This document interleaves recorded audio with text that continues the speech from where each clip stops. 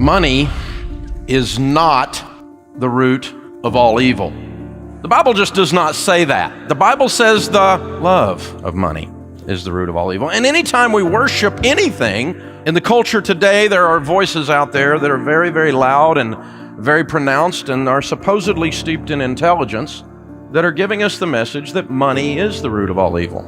If you believe that money is evil, it naturally follows in a logical progression that people who have money must be evil. And so we get to vilify people who have become successful. This is a dangerous socioeconomic, psychographic trend.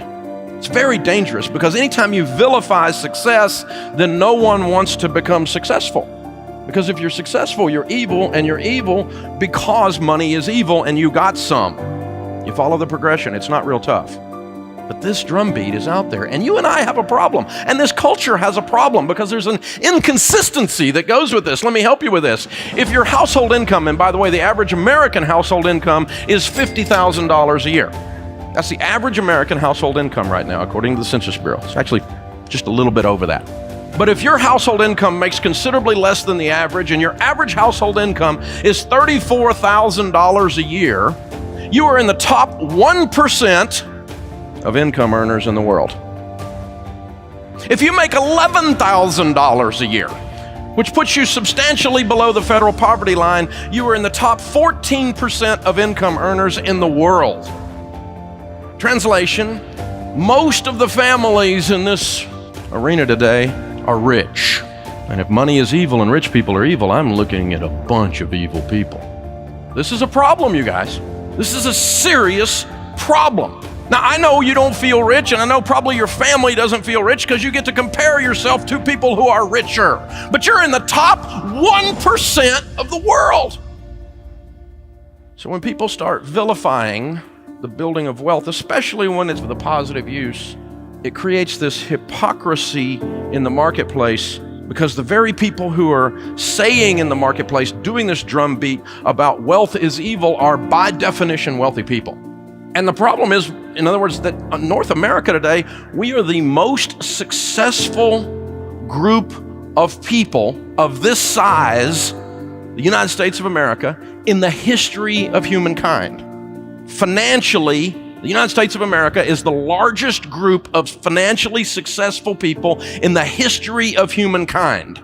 But you need to understand that there was a cause and effect, a sowing and a reaping thing that caused that to happen. The reason you and I are so wealthy as compared to the rest of the world is the Judeo-Christian ethic that is underlying our entire economy and our belief system. Even if you're not a Christian, a person of faith, that doesn't matter.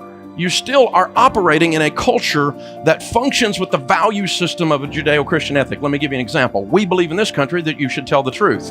And if a company doesn't tell the truth, if you go to get your car fixed and they lie to you, that is considered a breach of ethics, and people do not do business with that mechanic again, and he goes out of business. If they lie to you at the doctor's office, you don't go back to that doctor's office. We don't believe in lying. Integrity, however, is not viewed that way universally around the world. Some cultures, it's actually, the ethic is that if you can mess someone over, you've done something good. Now that's a foreign concept to us because an ethic is so rooted in who we are as a people. The second thing is we believe in service. And guess what? How service works in the marketplace. See, we believe in worship service on Sunday, but on Monday we believe in customer service. Whether you're a person of faith or not, you believe those things. You believe in good customer service. You believe that's how things ought to be done. They had bad customer service over there. We believe in good service. As a matter of fact, my wife and I went out on our date night a while back. She joined me. I was speaking in Phoenix 2 weeks ago, and she joined me down in Phoenix, and we had a date night at a sweet restaurant. I'll just tell you, the more books I sell, the better my date nights are. It's incredible, man. And we go to one of these restaurants. You know what I'm talking about? White tablecloth. You recline at the table because you're going to be there a while. And they're bringing food. My mouth's watering just talking about it, you guys. They're bringing the food, and we ate. Went into a coma. We ate. It's amazing.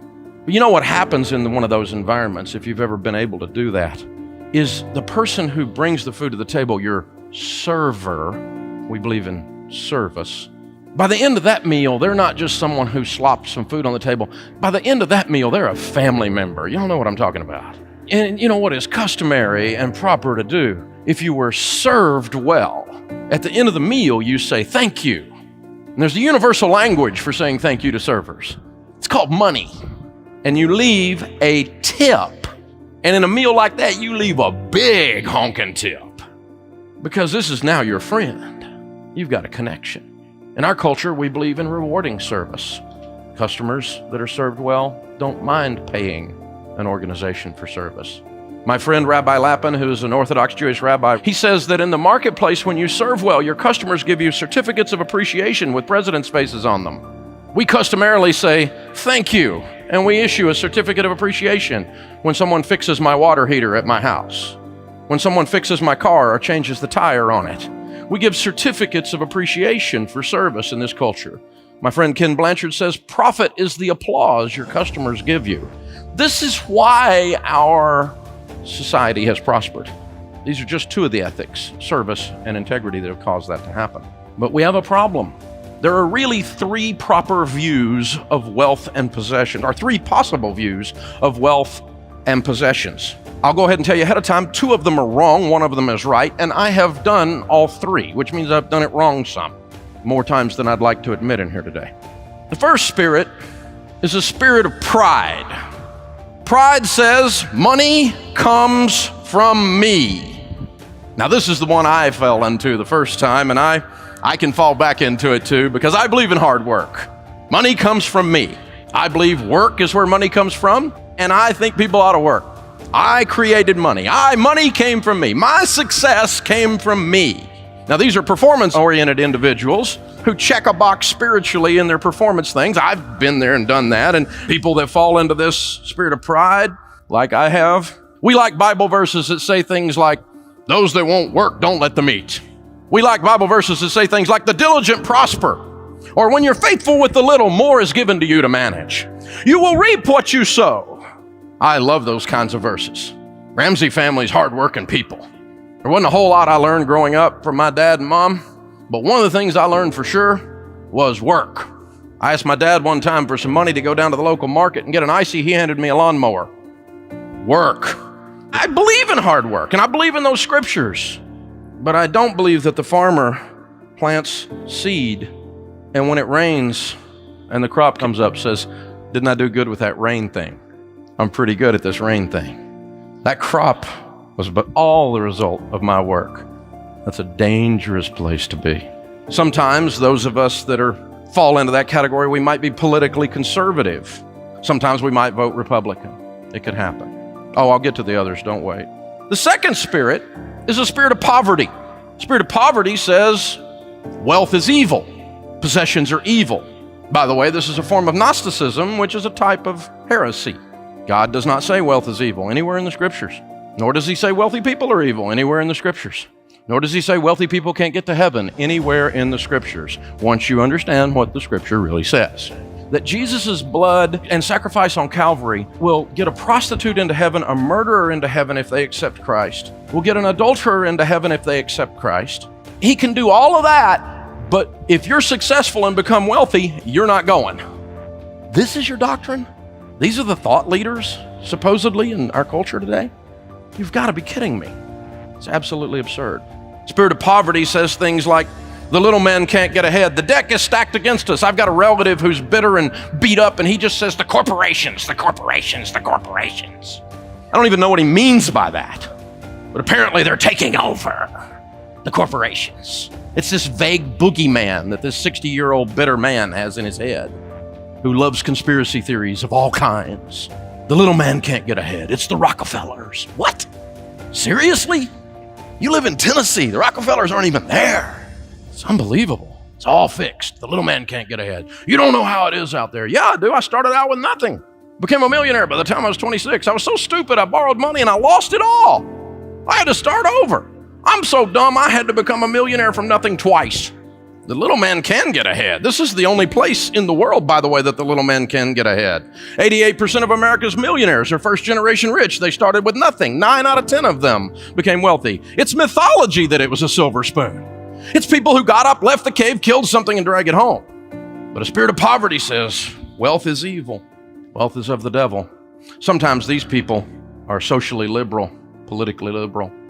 Sometimes they vote Democrat. Now, there's socially liberal Democrats and socially conservative Republicans who don't fall into those categories. I will give you that benefit of the doubt in either case, wherever you fall.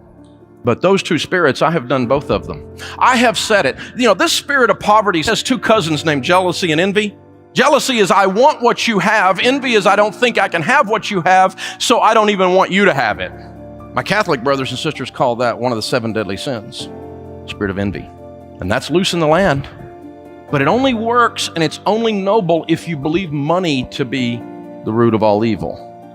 And it creates things like a friend of mine who's worth $2.2 billion. I got to sit in this room, you guys, with this group of Christian men who are all very wealthy. The minimum net worth in the place was $500 million, $500 million. And I got to sit in there. I was like a wiener in a steakhouse, y'all. And listen to the $1 billion plus that these 10 men and their families gave to kingdom work that year. We got up to leave the room, and the wealthiest guy in the room who had called the meeting, it was a Christian philanthropist meeting, we're going to his house for dinner. And he said, "Hey, Dave, would you ride with me?" And I said, "Oh, you betcha. I just want to kind of rub up against you. What are you talking about? Yes, I'll ride with you. Whatever. Take notes the whole time."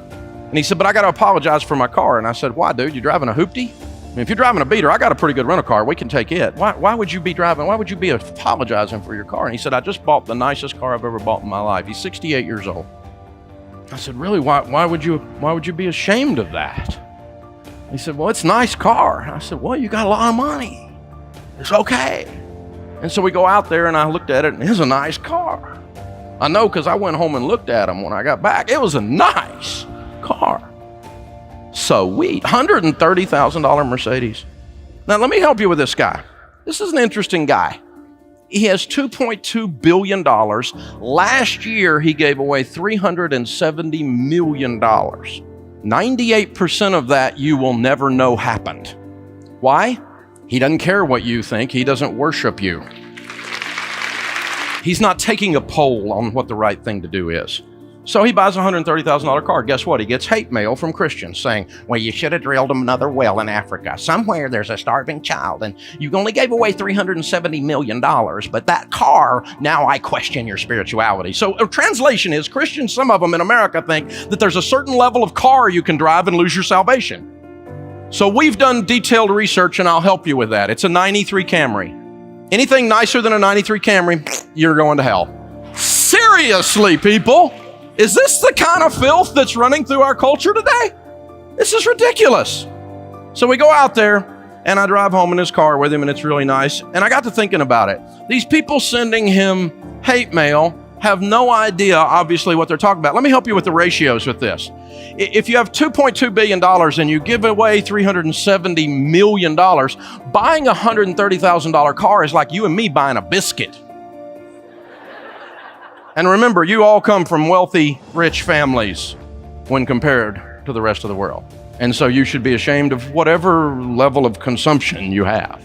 So ratios are important to avoid, to make sure you're in the last category. Oh, by the way, that category, spirit of poverty, is should have sold that and given it to the poor. That's what people always say when they're trying to be holy, when they're judging someone else. Anybody has a house that nice shouldn't have done that. They should have given that money to the poor. Christians always say that when they're trying to figure out how to judge somebody else. And really what happens is you're dealing with an area you shouldn't be dealing with because it's none ya business. It's not your stuff. God didn't give it to you to manage. If he gave it to you to manage, then it'd be your problem. Otherwise, you need to shut up. You're judging something you don't have any idea about. You know what I mean? Grasp of. The last one is the proper spirit, and that's a spirit of gratitude. And a spirit of gratitude says, "Thank you. Thank you for giving me the money to take care of my family and put food on the table and buy a decent car and take my wife of 31 years on a vacation. Thank you for providing for my future. Where there is no vision, the people perish. And in the house of the wise are stores of choice food and oil. Wise people save money so they can retire with dignity. Thank you that I can leave an inheritance to my children, because a good man leaves an inheritance to his children's children. Remember that David didn't build the temple. Solomon did with his dad's money. It was an inheritance. It was an inheritance. Generational wealth is biblical. Go figure. This is a spirit of gratitude. When your dad works overtime and he gets you a new bicycle and the family's barely making it, but he takes the graveyard shift and you know your family really can't afford that bicycle, but on Christmas morning, the bicycle you knew your family couldn't afford is still sitting there in front of the tree because of the price your daddy paid. You know what you are? You're grateful. And you show your gratitude for the bicycle by the way you take care of it. That's not a bicycle that gets left in the rain. That's a bicycle that when it gets dirty, you get your daddy's wax out that he uses on the car and you clean the bicycle. That's a bicycle that's taken care of. That's a bicycle that years later, when you find it in the attic as a grown man, it brings a lump in your throat because the price your daddy paid. Your gratitude is real, and it's displayed by the way you handle the thing you were given. When you start to understand that about money and wealth, you will learn that the Bible says to get out of debt and stay out of debt. You will learn that the Bible says to get on a budget because Jesus said, don't build a tower without first counting the cost, lest you get halfway up and you're unable to finish. And all who see you begin to mock you and say, this man began to build and was unable to finish. You will understand that you spread your portions of your investments to 7, yes to 8, for disaster may come upon the land, it says in Ecclesiastes. You will understand that you're supposed to save money because in the house of the wise are stores of choice food and oil, but a foolish man devours all he has. If you spend everything you make, you're a fool, according to the Bible. I've operated with a spirit of poverty. I've operated with a spirit of pride. My goal as I get to be an old man is to more often be operating in a spirit of gratitude, where I say, thank you, Lord. And not just with my mouth, but with my actions of excellence in the marketplace. My actions of excellence in the handling of the money and the wealth and the possessions He gives me to manage for His glory. I hope you guys liked this video. If you did, please leave a like and subscribe to the channel for more videos. Thanks for watching.